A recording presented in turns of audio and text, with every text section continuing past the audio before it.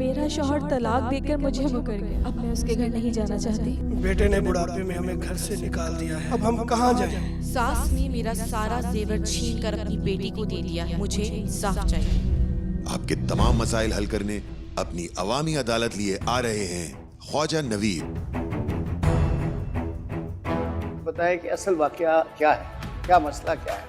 इसकी दरो दीवार से मुझे इतनी मोहब्बत है कि मैं नहीं चाहती हूँ कि ये घर बिके। ख्वाजा साहब के अब नामुमकिन हो चुका है कि हम एक साथ रह सकें। ये पीर बाबा क्या करते हैं? अपने शौहर पे करवाया था ना कि उसकी जबान बंद हो जाए। ये धागे वागे होते हैं, खून की उल्टियाँ करते हैं। खून की उल्टियाँ करते हैं।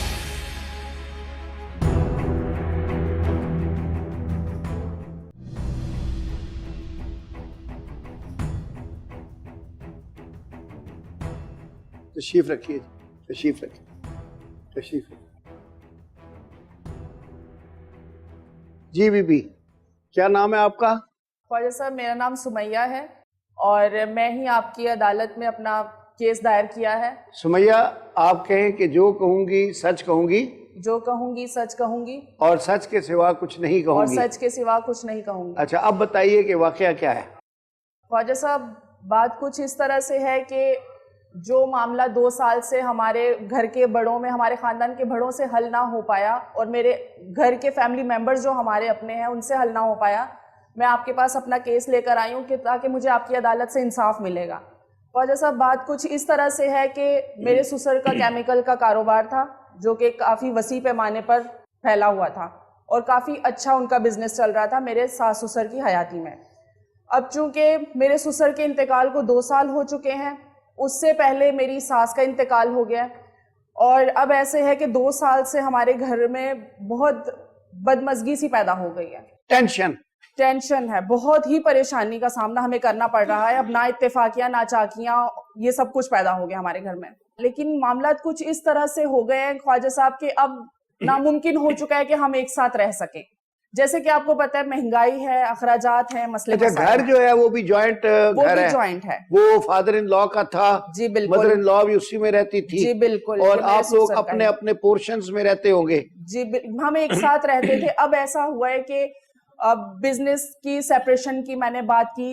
नहीं, एक साथ तो रहते थे, मतलब ये कि साथ रहते हुए आपको अपने अपने कमरे और बरामदे या वो टीवी लॉन्च, जब तक वो जिंदा थे ख्वाजा साहब, सब एक ही तक था। हमारे जी बिल्कुल एक ही जैसा था। माँ बाप के लिए दोनों ही औलाद एक जैसी थी। लेकिन जब माँ बाप नहीं रहते तो फिर ऑटोमेटिकली भाइयों में बदमज़गी पैदा हुई कारोबार की वजह से, मसले मसाइल।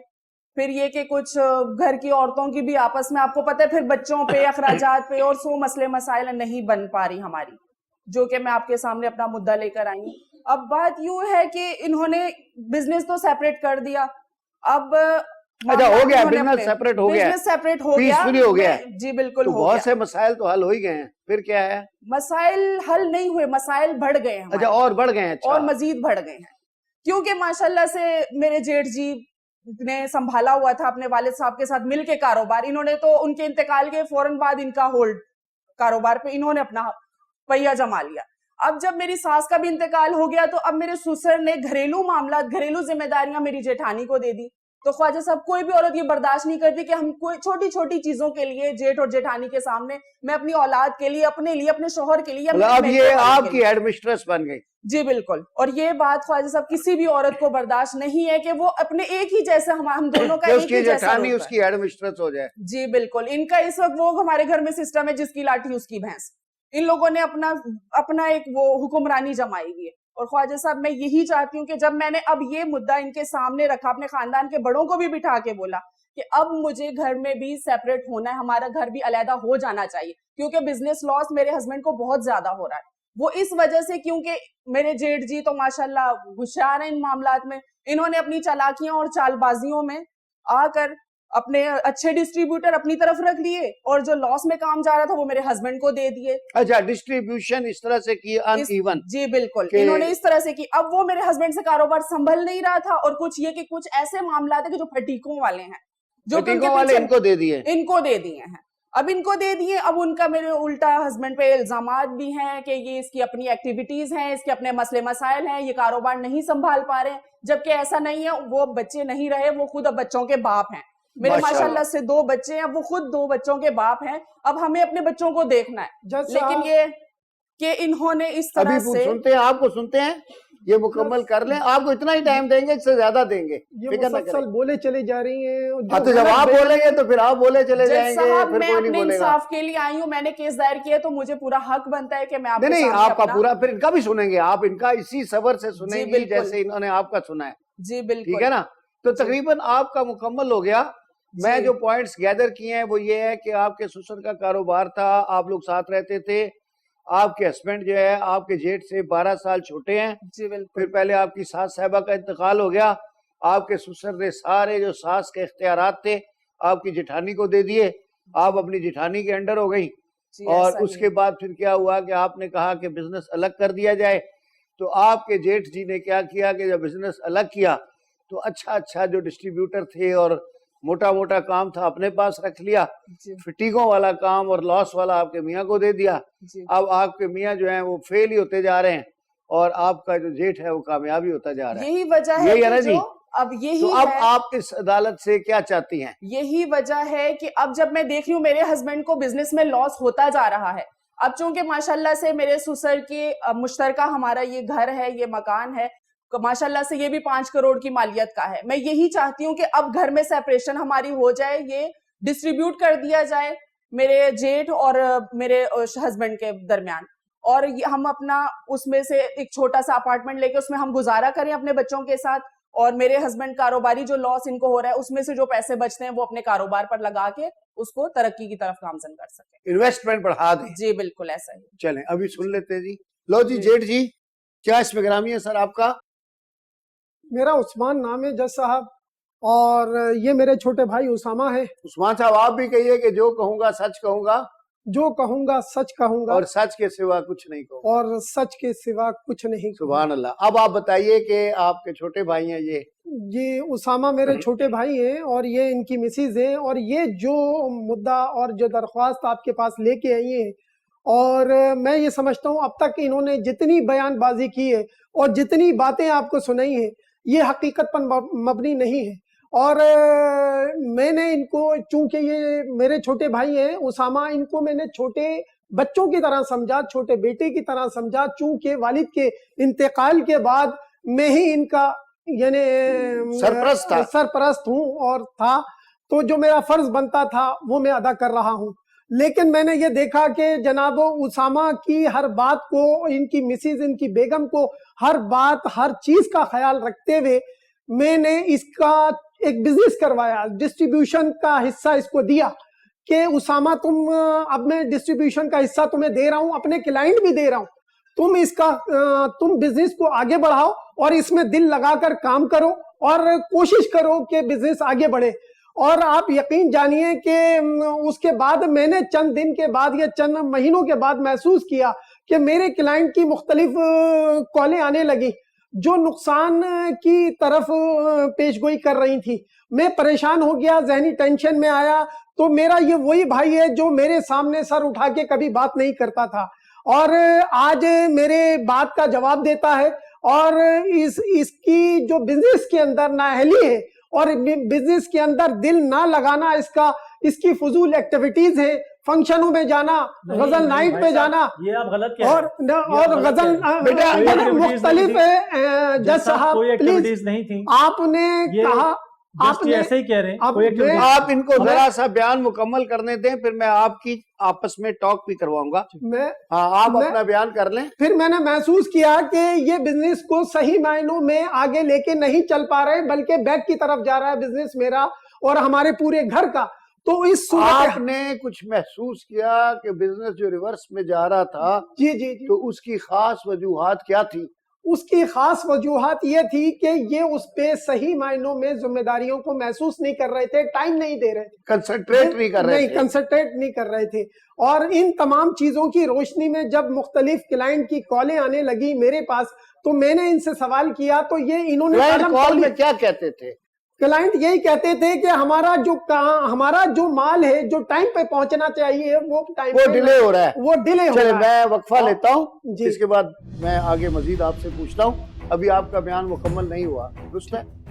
आपने कहा ये गजल सुनते हैं, तो इसका मतलब है कि सोशलाइज करते हैं। सिर्फ गजल नहीं, हाँ, ये ड्रिंक भी करते हैं। तो मैं बिजनेस मैंने इसलिए नहीं करवाया था कि बिजनेस को तुम पीछे की तरफ लेके जाओ। अब मजीद जज साहब आप मैं बताइए कि मैं किस तरीके से हम इनको जो है ना वो हिस्सा दे दें। जब इसकी दरो दीवार से मुझे इतनी मोहब्बत है कि मैं नहीं चाहती हूँ कि ये घर बिके।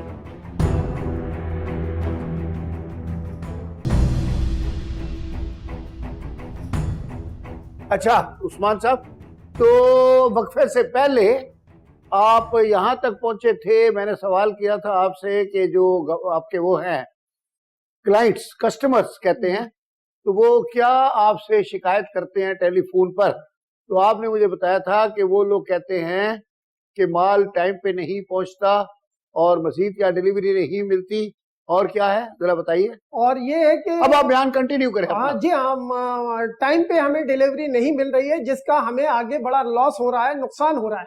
तो लिहाजा जाहिर है कि जब मैंने जिसको जिम्मेदारी दी है उसामा को, अपने छोटे भाई को, तो मैंने उससे ये तमाम सीरियसली मैंने अंदाज में उससे कहा ये सब कुछ क्या हो रहा है। तो मैं बिजनेस मैंने इसलिए नहीं करवाया था कि बिजनेस को तुम पीछे की तरफ लेके जाओ, लॉस की तरफ लेके जाओ, आगे बढ़ने के बजाय पीछे की तरफ। मेरे पास मुख्तलिफ क्लाइंट के फोन आ रहे हैं, तो लिहाजा अब इस सूरत हाल में ये इनकी मिसिज, ये जो हमारी बहू की तरह है, ये आपके पास दरख्वास्त लेके आती हैं और मुद्दा लेके आती हैं कि जनाब हमारी प्रॉपर्टी में से या हमारे घर में से वो हिस्सा डिवाइड कर दिया जाए कि ये घर। अब मजीद जज साहब आप बताइए कि मैं किस तरीके से हम इनको जो है ना वो हिस्सा दे दें। जब ये एक बिजनेस के अंदर हमने इनको शेयर किया और महसूस किया, जब उसमें ही उस मेयार पे ही पूरे नहीं उतर रहे, तो पता ये चलता है कि ये जो 40 साल पुरानी हमारी प्रॉपर्टी है, जो वालिद साहब की एक निशानी है, हमारे फादर की एक निशानी है, इसको हम किस तरीके से हम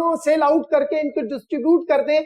खुदा ना खास्ता अगर वो भी चीज ये 2, 2.5, 3 करोड़ की एक मलकियत जो है, जो हम इनका हिस्सा जो है ये उसको भी बराबर कर दें, तो वो ना तो उनके बच्चों के लिए कुछ हो सकेगा, ना ही हमारे बच्चों के लिए कुछ हो सकेगा। तो आप जज साहब खुद बताइए कि इस सूरत हाल में मैं ये फैसला कैसे कर दूं। आप मेरी बेगम भी है, साथ में बेटी भी मरियम, इन्होंने भी इनको अपने बच्चों की तरह और पूरा ख्याल रखा। बेगम बताइए किस तरीके से हम लोग इनको लुक आफ्टर करते हैं। अस्सलाम वालेकुम, मेरा नाम मरियम है और मैंने इनको बिल्कुल अपने बच्चों की तरह पाला, बल्कि इनकी शादी मैंने खुद ने करवाई। मैं इतने चाहत से इनको बहू बना के इस घर में लेके आई और उल्टा इन्होंने मेरे पे ही इल्जाम लगाना शुरू कर दिया। मैं इस घर में 40 साल, यानी कि मेरे ससुर ने इस घर को बना के रखा सब कुछ, और इसकी दरो दीवार से मुझे इतनी मोहब्बत है कि मैं नहीं चाहती हूँ कि ये घर बिके।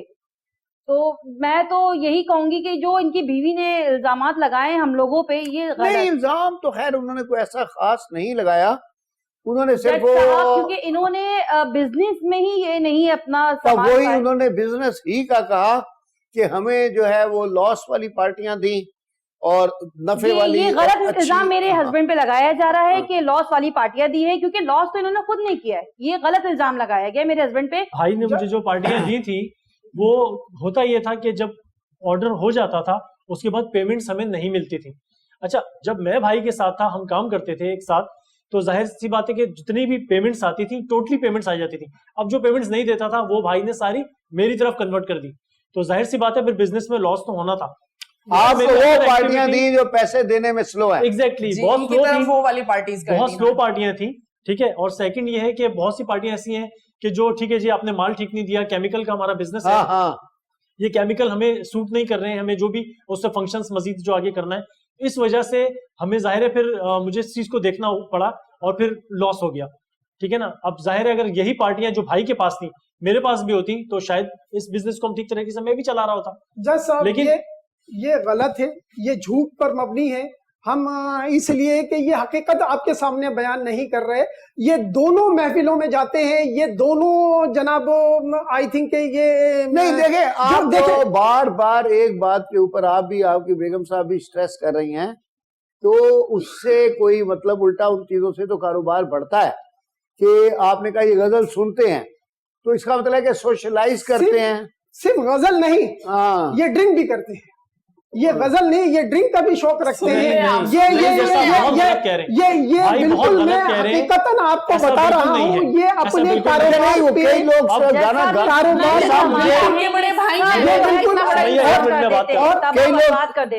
गाना गाने के लिए, गला साफ करने के लिए ड्रिंक करते हैं। नहीं जज साहब, गला साफ हो जाए थोड़ा। नहीं जज साहब, इसके और भी तरीके होते हैं। बिल्कुल गलत ये ना कि आप अपने भाई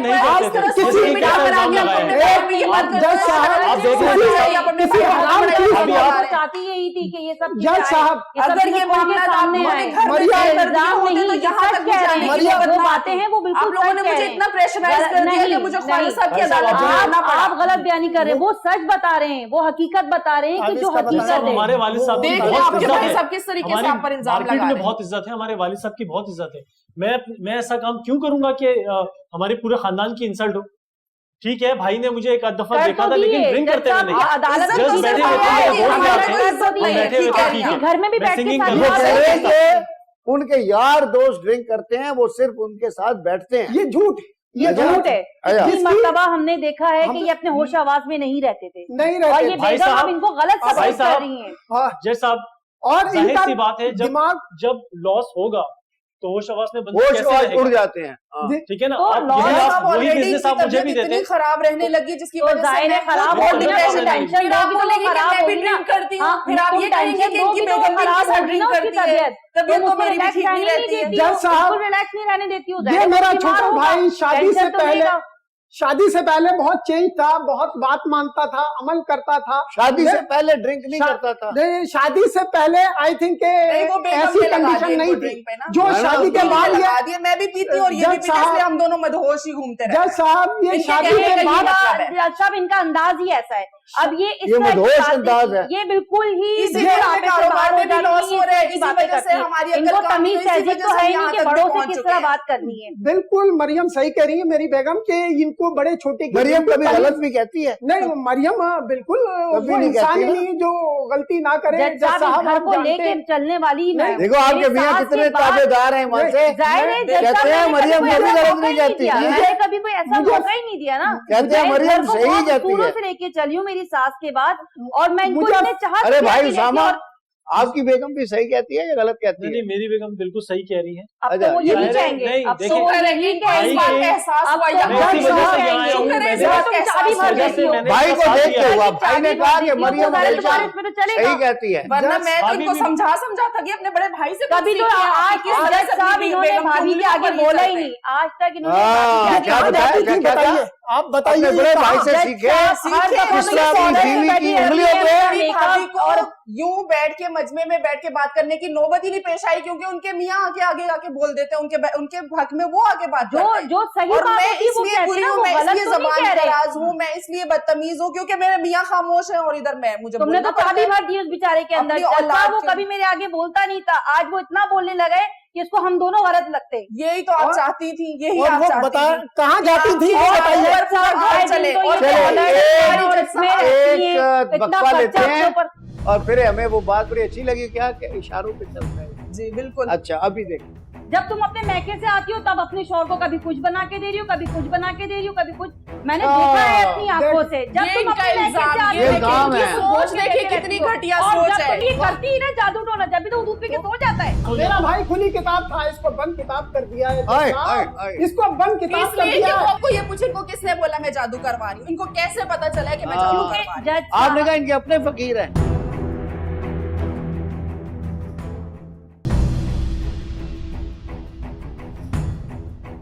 अच्छा जी, तो ब्रेक से पहले मरियम आपसे बात हो रही थी जी तो आप क्या बता रही थी कि इसने बिल्कुल अपना इसको हाथों में डाल लिया क्या? जी जज साहब, मैं ये क्या कह घुमाते हैं कि आपने जुमला इस्तेमाल किया था क्या? घुमाते नहीं है जज साहब, जैसा ये कहती है ना, ये हाँ। बिल्कुल वैसे ही चलता है। ये ऐसा लगता है जैसे चाबी भर दी है। जब ये अपने मैके जाती है तो ये बिल्कुल फिर भाभी भाभी भाभी माँ, अच्छा सही हो भाभी, जाता है। हाँ बिल्कुल अच्छा सही हो चाबी जाते खत्म हैं। हो जाती है। हाँ, और जहाँ जैसे ही ये आती है तो ये शुरू हो जाते हैं, फिर जो वो कहती है तो ये क्यों उनकी जी, ये बात चाबी सुनते वाला हैं। बाबा है?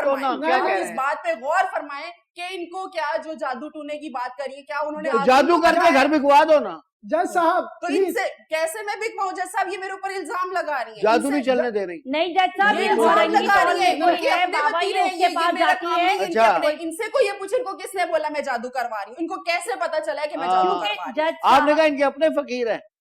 इनके अपने जद्दी पुश्ती है, इनके तो जद्दी इनके तो पुश्ती कितने है, सही, पीर बिल्कुल बाबा हैं, जज इनको की साहब तो मैं नस्ल दर 5 वक्त नस्ल की चलता आ नमाजी रही में है। आयतल अच्छा। कुर्सी ये करने वाली इनकी मैं वालिदा, कैसे इनके कर दूं घर मैं? वाले तो बहुत ये ही, पीर बाबा क्या करते हैं? ये तो जज जज साहब साहब उसे पता होगा जो जाता है।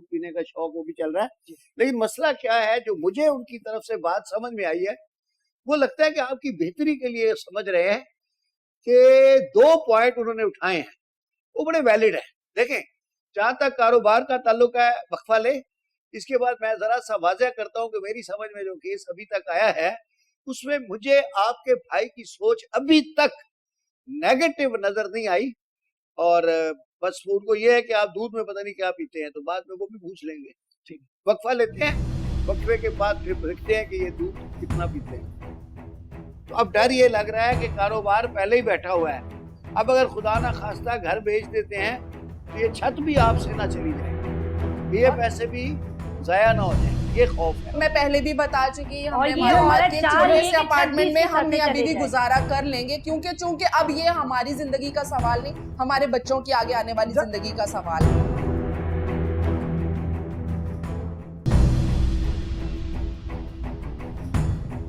हाँ, मैं आपसे बात कर रहा था वक्फे से पहले कि जो भाई साहब की मतलब मैंने जो अभी तक तो खैर जो बातें थी बीच में मजाक की भी थी वैसे भी थी, लेकिन असल जो चीज मैंने अभी तक गैदर की है, वो जो बात कर रहे हैं उसकी बात में बड़ा वजन है और वो बड़े होने की हैसियत से कर रहे हैं और मेरे नजदीक शायद वो बात करना उनका फर्ज भी है। और अब आपकी बेगम खैर बहुत समझदार है माशाल्लाह, और मैं अभी उनको भी समझाता हूँ। बेटा देखो बात यह है कि बहुत सी चीजें आपके घर में कुदरती तौर पे ही या आपकी कोशिशों से बहुत स्मूथली हो गई, यानी ससुर के सास साहिबा के इंतकाल के बाद ठीक है वो तरीका यही है, आपकी तो उस वक्त शादी नहीं हुई थी तो यही बड़ी थी, तो ससुर ने जो भी उनकी बेगम का काम का चार्ज था वो सारा इनके हवाले कर दिया कंट्रोल। फिर आप आ गई बहू बन के, आपको उनका कहना है कि मैंने बिल्कुल अपनी बहू की तरह ट्रीट किया और लेकर आए। अच्छा, उसके बाद फिर क्या हुआ है कि कारोबार जो था आपने सजेस्ट किया तो उन्होंने अलग अलग कर दिया।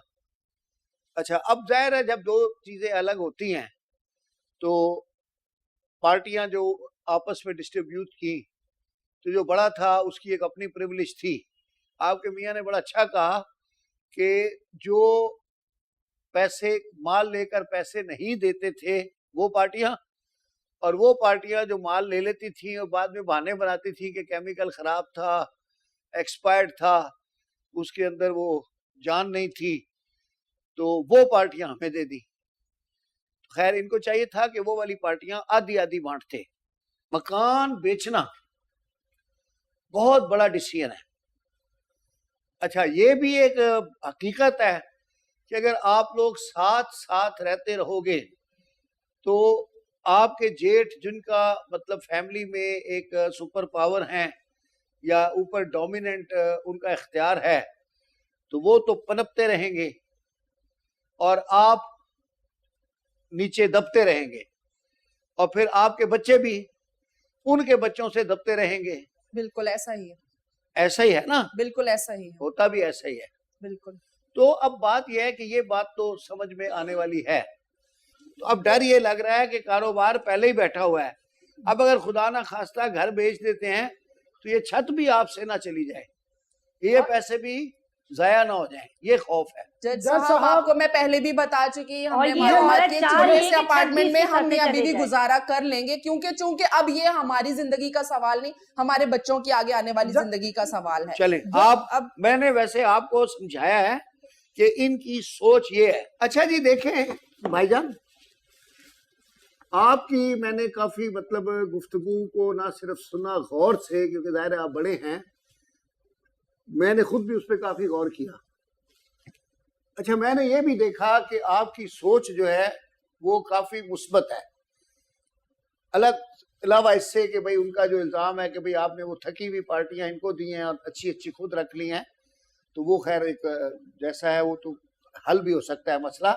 उन पार्टियों को आप भी फोन करके कह सकते हैं कि भाई इसके पैसे दे दो, और वो अगर कभी ट्रबल करती हैं तो ये उनकी कंप्लेन आपके पास ला सकता है कि भाई केमिकल ठीक था, क्या तुमको प्रॉब्लम है, पैसे क्यों रोके हैं, और केमिकल वापस कर दो, अगर नहीं ठीक है तो इस्तेमाल क्यों किया, ठीक है ना, तो वो तो आप भी हल कर सकते हैं। अच्छा, अब मैं नहीं चाहता कि भाइयों के दरमियान ताल्लुकात खराब हों, और जो मैंने गुफ्तगू सुनी है भाभीियों की, तो उसमें यह है कि एक साथ रहना काफी मुश्किल नजर आ रहा है। आप भाई हैं बड़े, आपकी अपनी औलाद है, अब माशाल्लाह उनको लुक आफ्टर करें, इसको इसके हाल पे छोड़ दें। अब रह गई मकान वाली बात। आपका पॉइंट बड़ा वैलिड है कि उस मकान के साथ आपकी एक जज्बाती उनसियत है, आपके वालिद साहब का मकान है। दूसरा, आपको खौफ है कि मकान जो है वो जब बेचेंगे, इसको पैसे देंगे तो ये पैसे भी ना गंवा दें। ठीक है। अब उसमें ये है कि उसकी बीवी काफी समझदार है और उसकी जो तजवीज है बीवी की वो ये है कि मकान बेचकर फ्लैट लेगी। तो प्रॉपर्टी बेचकर प्रॉपर्टी लेना जो है वो अक्लमंदी है, बेवकूफ़ी नहीं है।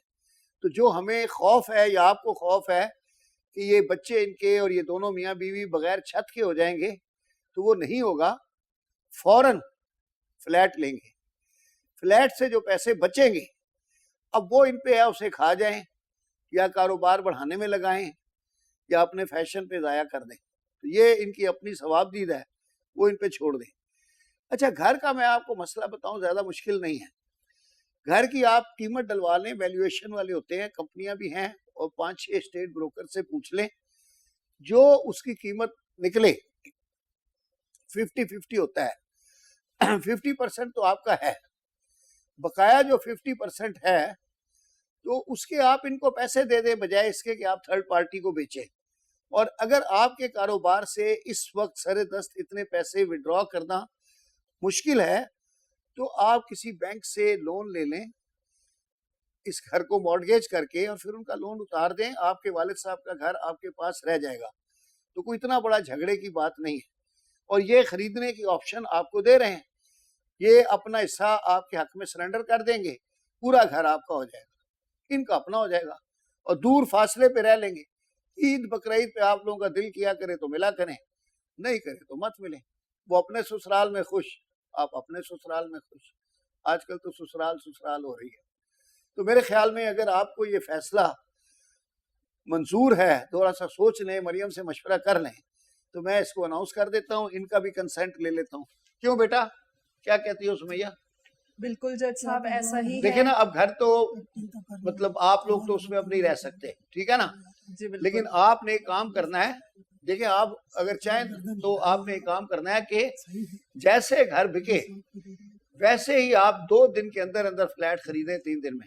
जज इसलिए साहब, कि अगर वो पैसे आपसे जाया हो गए ना बेटा, जज साहब आप बगैर घर के रह जाएंगे, बगैर छत के, आप अपने बच्चों पे बड़ा जुल्म करेंगे। देखें, आपका ससुर बिल्कुल तो आपके लिए घर छोड़ के मरा, बिल्कुल आप अपने बच्चों के लिए कुछ नहीं छोड़ के मरेंगे, बिल्कुल ऐसा ही है। ठीक है ना। बिल्कुल मेहनत करनी पड़ेगी, और बीवी इसकी समझदार है, ये मतलब है, तो वो पीछे लगी रहेगी, बस वही दूध पिलाती रहे, ठीक है ना जी।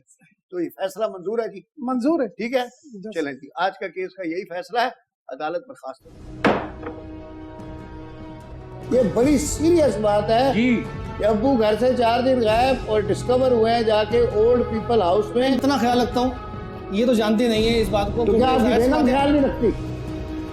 आप ये दरवाजा खटखटाते हैं तो बहू दरवाजा खोलती नहीं है। फिर ये कुछ मेरी तरफ से लापरवाह होने लगे मेरे बेटे। फिर जो है ना, मैं अकेला रह गया, तो मैं फिर क्या करता, ओल्ड होम चला गया मैं। आप खुद चले गए? जी, मैं खुद चला गया, मैं तंग आ गया, इनसे बदली लो के चला गया।